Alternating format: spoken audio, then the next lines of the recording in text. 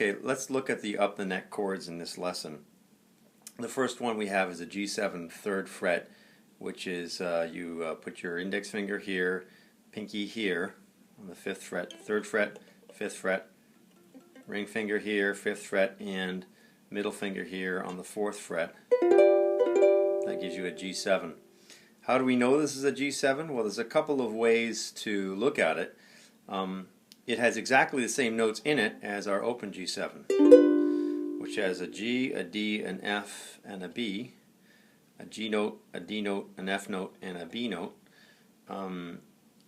This one has, this is a B note, and this is an F note. I had to pause there for a second.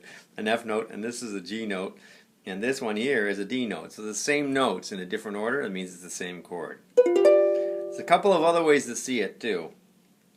You might recognize this shape here, these 3 fingers. You might recognize that as being an E7 chord shape. That's an E7 in the open position. And we move it up 1 fret. That gives us an F7 because there's no note between E and F. And we move it up 1 more fret. That's an F sharp 7. Oh yeah, we're getting close now. We move it up 1 more. That's a G7. Okay? Okay, there's one more way to look at it.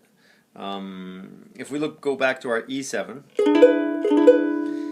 let's think about what note is the root. In other words, what note is the E note in this shape? So it's this one. It's the E string, right? So wherever we move this shape, whatever note this becomes, that gives us the name of the new chord. So this is an E7 because an E note is here. When we move it up, that note here, that note becomes an F note now. So our root is F and we're using the same shape, so it's an F7 now.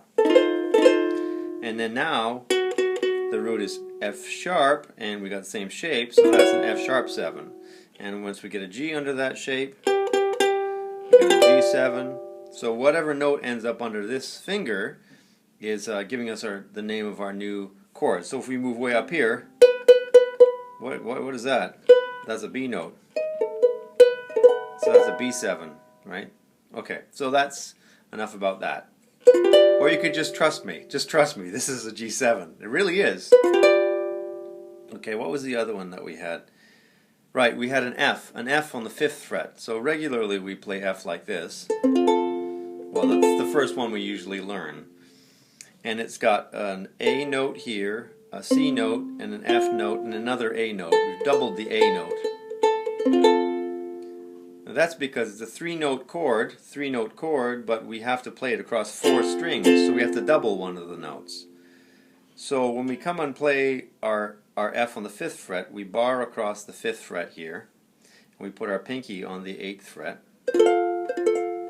Higher, but it's still the same chord. We have a C note here, and this is an F note, and this is an A note, and here's another F note. So instead of doubling the A note, this time we've doubled the C note. But it's still an F chord, so that's one way to see it. Like F has all the same notes, so that makes it an F chord. Here's another way to look at it. This shape is the same as the C major chord. You see, our regular C chord, the first chord most of us learn, right? And if we move that up 1 fret, that goes up 1 fret, and we have to bar across here now, because all of these notes need to move up as well. So that becomes C sharp. That becomes D. D sharp, E. Remember, there's no note between E and F, so E, F, F major. That's one way to see it. Here's another way to see it. I hope you need another way to see it, because here comes another way to see it. This is our C major chord, and the root note, in other words, the note that is named C, is here, on the C string. So whatever note falls under this position in the shape is the root. And then that gives us the name of our new chord. So now our new root is going to be a C sharp, so it's a C sharp major. And now it's a D, D major. So if it's D sharp here, D sharp major. And here's an E, E major. And then, oh, no note between E and F. There's an F note, and it's an F major now.